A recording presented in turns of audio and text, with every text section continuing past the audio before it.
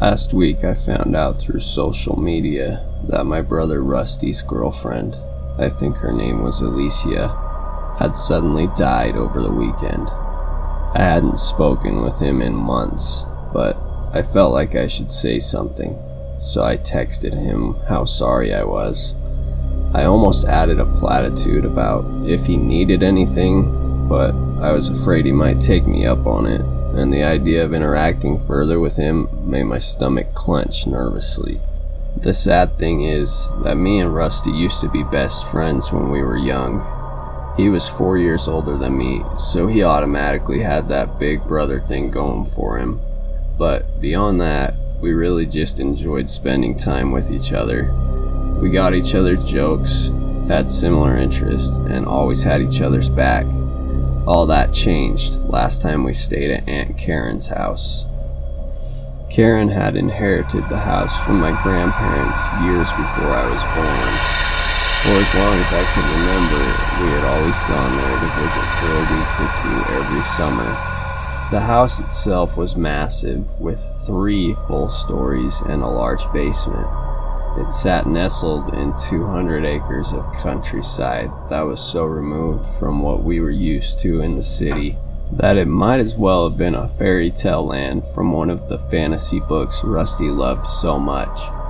For her part, our aunt seemed to love the company, and every time she had fun activities planned and seemed so sad when she had to be left alone in the house when it was time for us to go.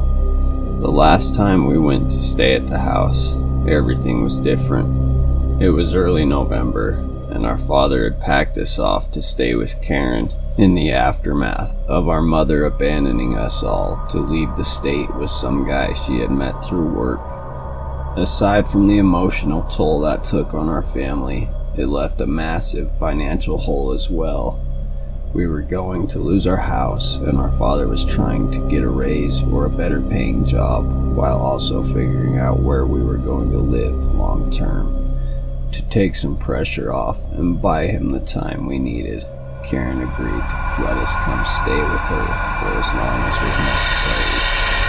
Karen was still a sweet, loving woman who seemed happy for our company, but she had grown visibly weaker in the last year. We had found out during last year's summer trip that she had been diagnosed with cancer, and while she was hopeful that the chemotherapy would help her, her chances for recovery were slim.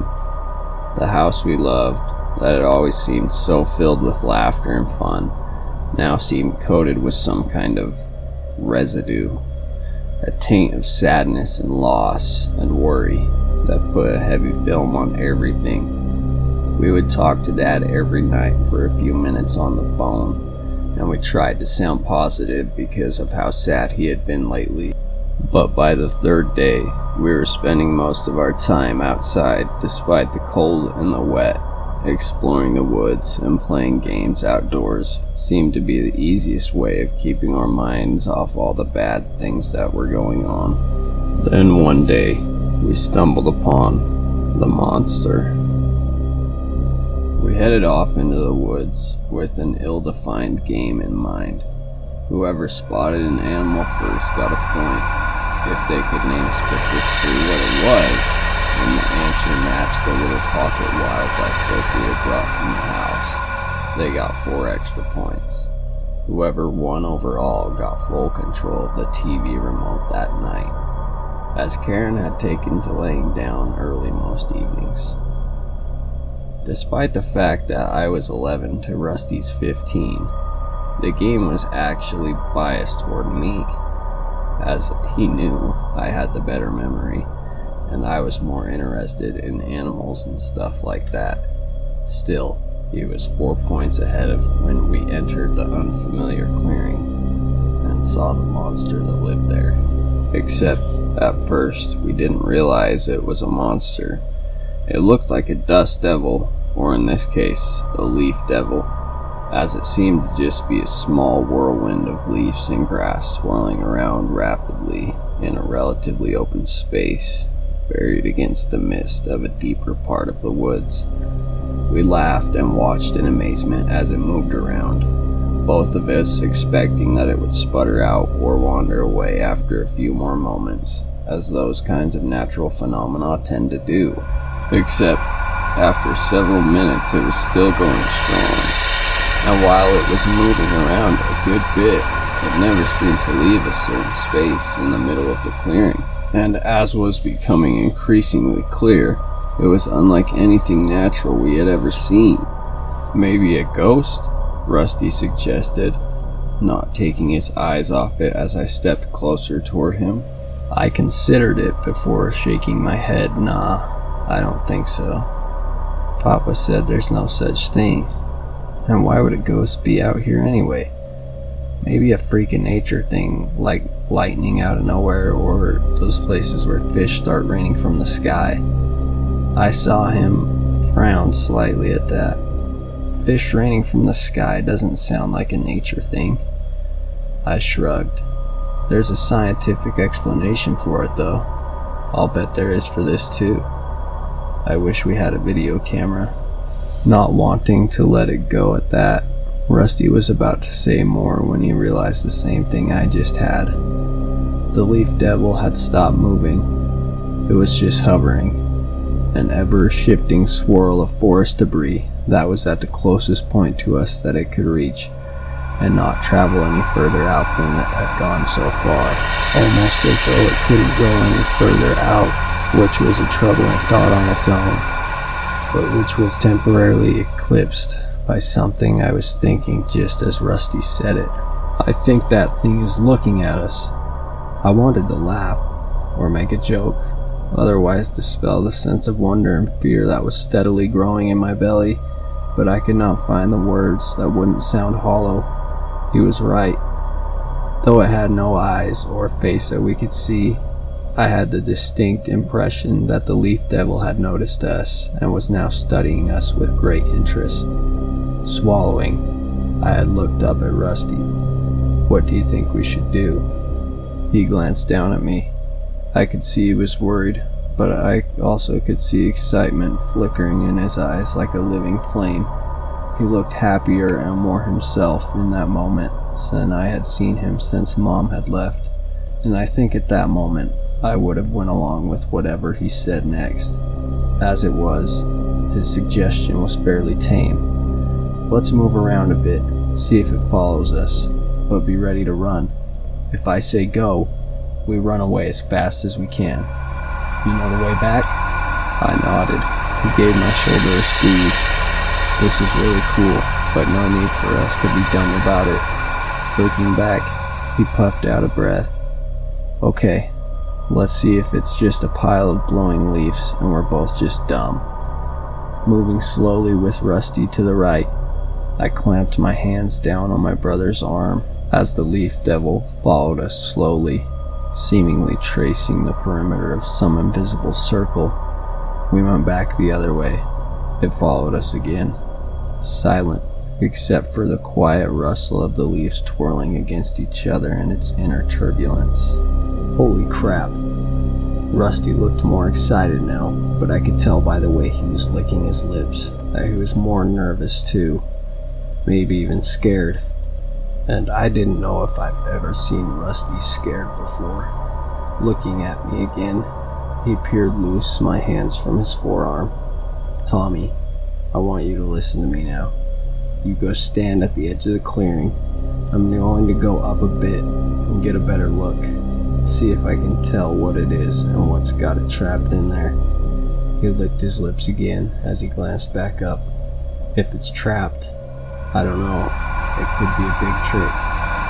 But you see how it's been moving like it has an invisible wall or something keeping it from going any further?" I nodded. "Yeah, it's like a force field or something." He returned my nod with a shaky smile. "Yeah, well, if it can't reach us, then maybe it may be safe to come back here, visit it again. But if it's just playing possum, or it can shoot something out at us or something, well, I want you to be further away and go run for help if anything happens, okay?" "But why don't we just go and..." Rusty was already shaking his head. "I have to see more. This thing seems like a miracle or something. We might never run across something like this again our entire lives." He paused, and his expression grew sadder as he went on. "There's a lot more of life like what Dad and Aunt Karen are going through than cool stuff like this. If you want to head on back, I'm cool with that, and I won't ever make fun. But I have to see what this is while I can, okay?" I said I understood, and I think even then it was the truth. But either way, I wasn't going to leave him alone. So I told him to be careful, step back to the edge of the clearing. The leaf devil didn't move as Rusty approached, and my brother's every step was slow and deliberate as he crept closer. Suddenly, he stopped. There are rocks in the ground, like big ones, buried in the ground it looks like. They go all the way around. He started moving left in a large circle. As he moved, the leaf devil went with him.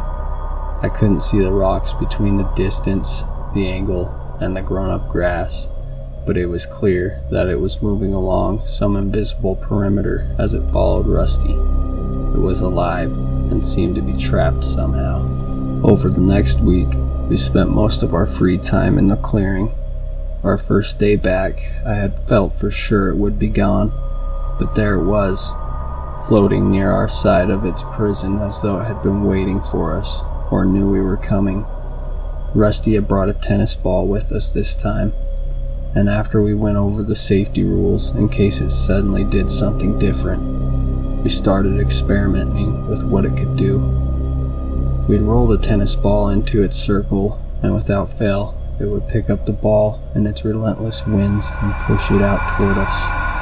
We'd toss it underhand, or even throw it overhand, and so long as the ball passed through the circle of stones, it would snag the ball and send it back to us like a game of catch. Every day, we would try new things, and while we were having trouble communicating beyond simple games, it wasn't for lack of trying. It either couldn't talk or chose not to. But we had still spent several hours peppering it with questions and telling it more about ourselves. We named it Harvey, after the old movie about the invisible rabbit, or Puka, as Rusty would correct me, and every day we spent with it, the more it felt as though we truly had a new best friend. And while it didn't speak, it did seem to understand at least some of what we were saying. It knew the difference between the two of us, as it demonstrated by where it went when we asked it to go to Rusty or go to Tommy.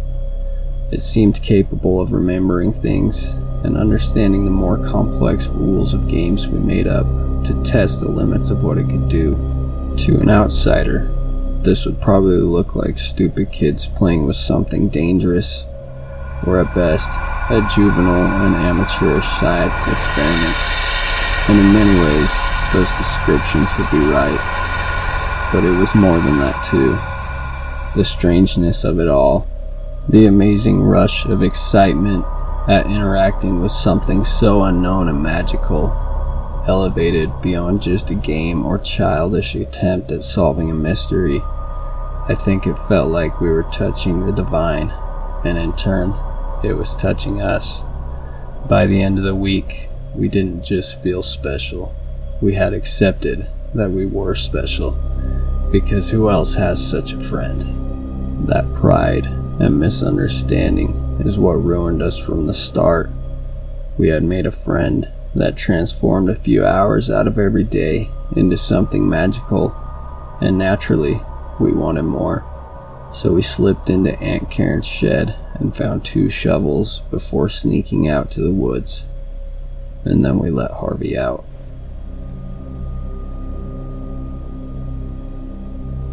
Hey everyone. I hope you enjoyed part 1 of this story. I will be uploading part 2 in a few days, so keep an eye out for it. If you haven't already, please drop a like and subscribe to my channel. Thanks.